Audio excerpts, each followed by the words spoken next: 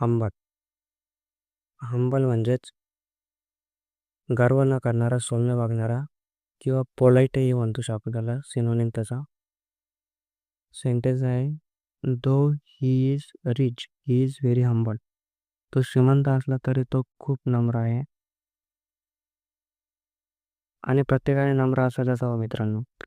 उद्या जर आपण गव्हर्नमेंट जॉबला राहून कितीही मोठ्या पोस्टवरती असतो, आपल्याकडे कितीही मोठा पैसा असला, तरी आपल्या स्वभावामध्ये एक हंबलनेस असायलाच पाहिजे.